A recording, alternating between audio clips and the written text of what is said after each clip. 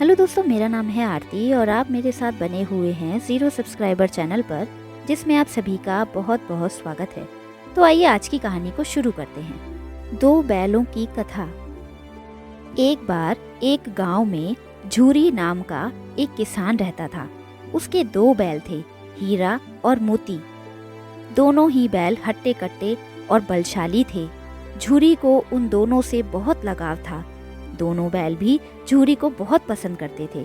हीरा और मोती का आपस में इतना लगाव था कि यदि कभी एक खाना ना खाए तो दूसरा भी घास को मुंह तक नहीं लगाता था।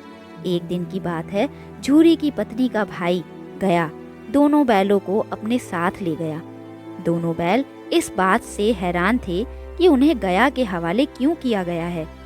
शाम होने तक दोनों नए घर व नए लोगों के बीच में थे, लेकिन उन्हें वहाँ सब बेगाना लग रहा था।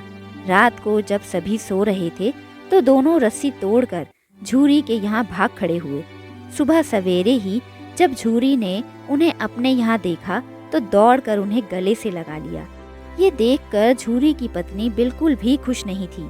उसने दोनों को खूब खरी खोटी सुनाई और ये निश्चय किया कि दोनों को खाने में केवल सूखा भूसा ही मिलेगा।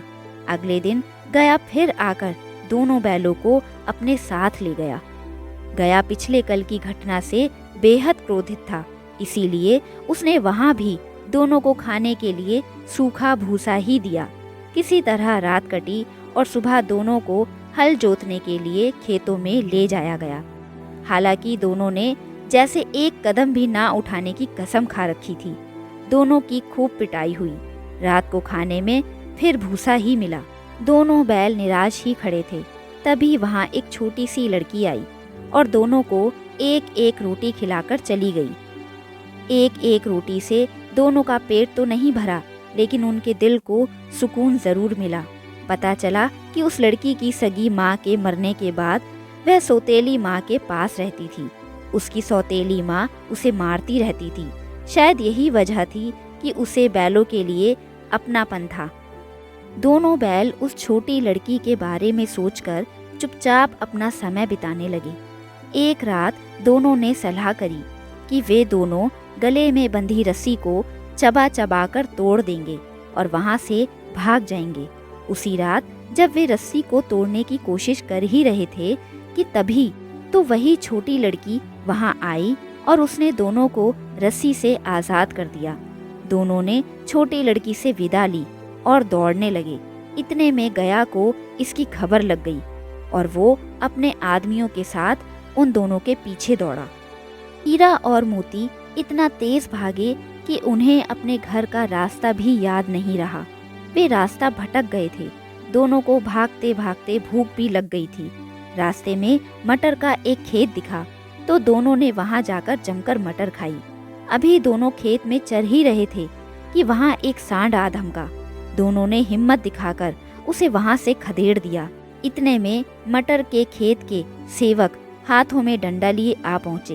हीरा के पास भागने का मौका था, लेकिन जब उसने देखा कि सेवकों ने मोती को पकड़ लिया है तो वो लौट आया। दोनों बैलों को पकड़कर मवेशी खाने में बंद कर दिया गया। उस मवेशी खाने में बहुत से जानवर कैद थे।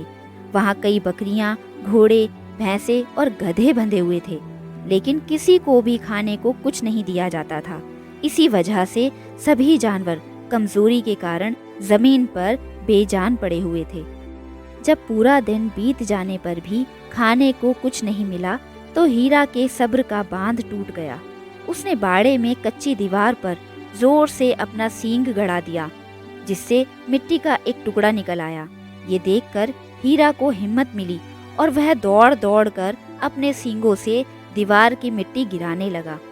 तभी मवेशी खाने का चौकीदार हाथ में लालटेन लिए जानवरों की हाजिरी लगाने लगा।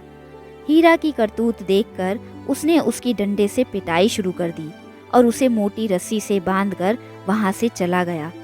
हीरा ने मोती से कहा, आज अगर ये दीवार गिर जाती तो यहाँ बंधे हुए कितने ही जानवर आजाद हो जाते। यदि ये थोड़े दिन और यहाँ रुके तो कमजोरी से इनका मरना निश्चित ही है। अगर ऐसी बात है तो मैं भी जोर लगाता हूँ। ऐसा कहते ही मोती ने दीवार में उसी जगह वार कर दिया और लगभग 2 घंटे की कड़ी मेहनत से दीवार को तोड़कर गिरा दिया। दीवार के गिरते ही घोड़े, भैंसे, बकरियां सब जल्दी से भाग गए, लेकिन गधे वहीं खड़े रहे। लाख मनाने पर भी गधे अपने डर की वजह से वहीं खड़े थे। उधर मोती अपने दोस्त हीरा की रस्सी को तोड़ने की पूरी कोशिश कर रहा था। अब जब सुबह होने वाली थी तो हीरा ने मोती से कहा, दोस्त, मुझे नहीं लगता कि आज ये रस्सी टूटेगी। तुम यहाँ से भाग जाओ, वरना सबको पता चल जाएगा कि ये सब तुमने ही किया है। मुझे यहीं छोड़कर तुम चले जाओ। ये सुनकर मोती की आंखों में आंसू आ गए। वो हीरा से बोला, मित्र, मैं इतना स्वार्थी नहीं हूँ। मुश्किल में इस समय में तुम्हें छोड़कर चला जाऊं। मैं मरते दम तक तुम्हारे साथ ही रहूंगा। मुझे हर अपराध की सजा स्वीकार है। कम से कम इन जानवरों की जान बचाने का आशीर्वाद तो मिलेगा। इतना कहकर मोती ने गधों को सींग मार मार कर बाड़े से भगा दिया और खुद हीरा के पास आकर सो गया। सुबह होते ही चौकीदार, मुंशी और अन्य सेवकों को जब इसकी भनक लगी तो मोती की खूब मरम्मत हुई और उसे भी मोटी रस्सी से बांध दिया गया। लगभग 1 हफ्ते तक दोनों वहीं बंधे रहे, लेकिन उन्हें खाने को कुछ नसीब नहीं हुआ। उन्हें केवल पानी ही पिलाया जाता था। दोनों की हड्डियां निकल आई थीं। एक दिन बाड़े के सामने उनकी नीलामी शुरू हुई, लेकिन वो दोनों इतने कमजोर थे कि उन्हें खरीदने के लिए कोई तैयार नहीं था। तभी एक आदमी सामने आया और दोनों बैलों को टटोलने लगा। मुंशी से कुछ मोल भाव करने के बाद वो उन दोनों को लेकर चल पड़ा। दोनों बैलों की नीलामी हो चुकी थी। हीरा और मोती दोनों डरे हुए थे। उनसे चला भी नहीं जा रहा था, लेकिन डंडे के डर से बेचारे उस आदमी के साथ साथ चलने लगे। अचानक दोनों को महसूस हुआ कि ये वही रास्ता है जहाँ से गया उन्हें ले गया था। वही खेत, वही रास्ता और वही कुआं तो है जहाँ पर वे हल जोतने आया करते थे। अब उनकी सारी थकान दूर होने लगी और अब दोनों तेज तेज चलने लगे। जैसे ही उन्हें अपना घर और अपने बांधे जाने की जगह दिखाई दी, दोनों भागकर उस ओर चले गए। द्वार पर झूरी बैठा हुआ था। जैसे ही उसने दोनों बैलों को देखा, उसने उन्हें गले से लगा लिया। दोनों बैलों की आंखों में आंसू आ गए।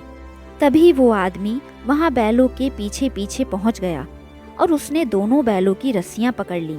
झूरी बोला, ये मेरे बैल हैं।